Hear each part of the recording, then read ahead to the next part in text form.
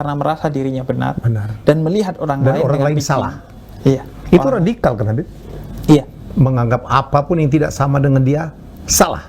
betul. Itu namanya takfiri, mengkafirkan orang lain yang berbeda Gampang dengan betul dia. mengkafirkan orang. Dan orang pertama yang dikafirkan oleh dia adalah Sayyidina Ali bin Abi Thalib, dan dibunuh dalam keadaan sedang sujud di masjidnya oleh seorang yang hafal Quran, pembaca Al-Quran, seorang muslim yang taat. Jadi dari dulu tuh udah ada ya? Udah ada. Bahkan bisa ditarik ke zaman Nabi Muhammad. Nabi Muhammad pernah ditegur oleh seseorang karena membagikan harta rampasan perang. Dibilangnya, gak adil kau Muhammad. Padahal dia seorang muslim. Kemudian dikejar oleh sahabat, kata Nabi, gak usah. Dari dia suatu hari akan lahir ujian umat Islam. Yaitu orang yang mengaku pembaca, penghafal Al-Quran, mengaku Islam, tapi Islam hanya sampai batang tenggorokannya, tidak masuk ke hati dan pikiran. Siapa itu? Yaitu orang-orang neo-Khawarij, disebutnya Khawarij. Orang-orang sekarang yang memiliki ciri pertama, mengkafirkan orang yang berbeda. Betul. Nabi Muhammad mengislamkan, ini malah mengkafirkan. Yang kedua adalah menyelesaikan masalah dengan kekerasan. Menyelesaikan masalah dengan kekerasan. Yang ketiga adalah menuduh orang yang berbudaya, bernegara sebagai togut, sebagai syirik, dan lain sebagainya. Jadi itu bahaya sekali. Itu perbedaan di internal umat Islam bisa lebih membahayakan dari perbedaan antar agama. Timur Tengah dihancurkan oleh perbedaan di internal umat Islam. Padahal sesama Islam. Sesama Islam saling membunuh ya. Dan sesama Arab. Sesama Arab. Di sini beda suku satu negara, di sana satu suku beda negara, tapi lebih sulit untuk bersatu. Dan pan-islamisme gagal, pan-arabisme gagal. Karena apa menurut saya? Karena agama ditanamkan secara dogma, bukan dari kesadaran. Bukan dari kesadaran. Kalau di sini secara kesadaran, sehingga salah satu capaian kita dijajah Belanda ratusan tahun menurut populernya, tapi agamanya gak berubah. Karena akulturasi agama dan budaya. Agama meresap ke hati orang. Agama sebagai way of life bagi kita, sehingga sulit dicerabut. Makanya saya bilang, nggak khawatir itu collab sama non muslim, nggak pernah khawatir. Penjajah aja pernah jajah sini, kita tetap Islam. Karena biasanya penjajahan itu membawa agama ya. Membawa agama, salah satu misinya kan pasti gospel. Membawa termasuk waktu Islam menguasai Andalusia kan. Negara itu menjadi Islam semua ya. Betul. Begitu Islam kalah, berbalik semua. Betul. Salah satu monumen paling menarik tentang hal itu adalah Hagia Sophia. Hagia Sophia, di Turki, ya, pernah jadi gereja, diubah jadi masjid, diubah jadi museum, sekarang diubah jadi masjid. Itu kan menunjukkan bahwa setiap penjajahan biasanya membawa agama, karena agama itu kan alat untuk mencandu orang paling enak, paling gampang.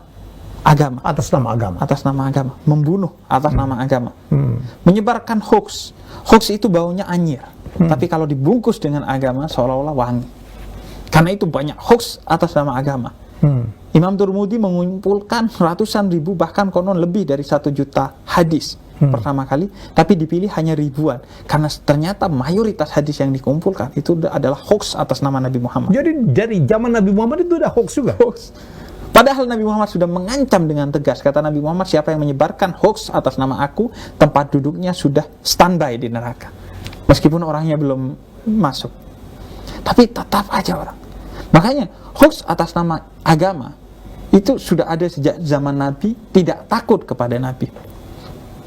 Dan dia biasanya disebarkan oleh orang pintar yang jahat, menjadi konsumsi dari orang bodoh yang baik.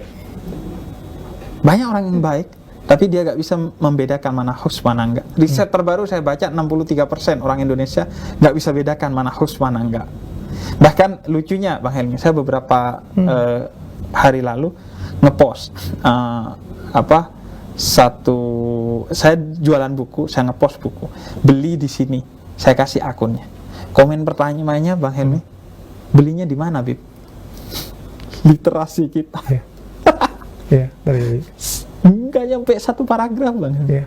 3 kalimat, belinya di sini. Nanya komen. It happened to me. Saya kan lagi launching buku nih, udah jelas hubungi di sini. Hubungin siapa Pak Helmi?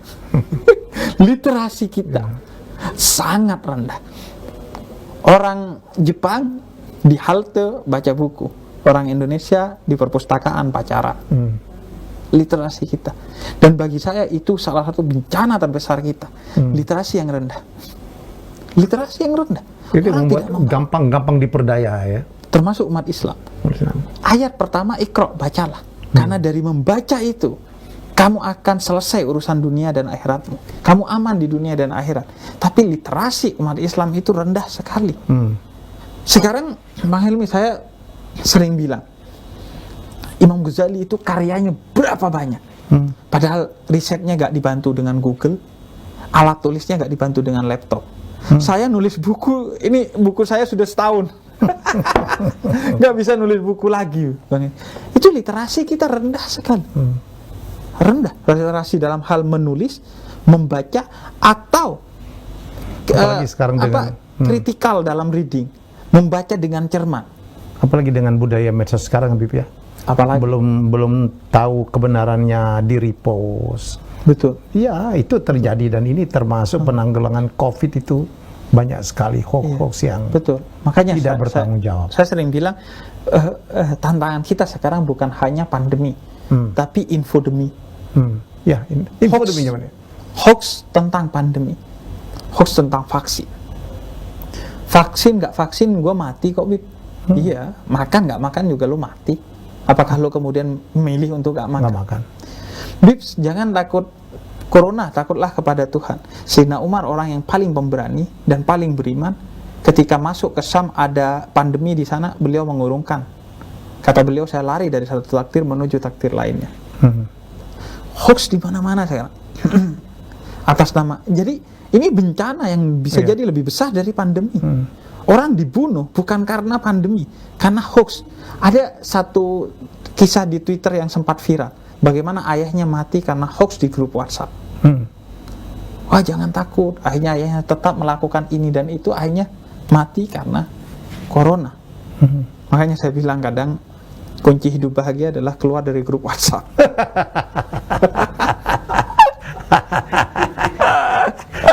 Yang bicara tapi pelaku medsos. Iya, makanya itu salah satu rumah cahaya nama saya yang ya, rumah cahaya ini rumah sehat mental yang saya bangun di Cinere melalui Yayasan Pemuda Tersesat. Itu salah satu poin utamanya adalah mengentaskan ketergantungan kepada gadget. Mengapa? Karena saya orang yang paling tergantung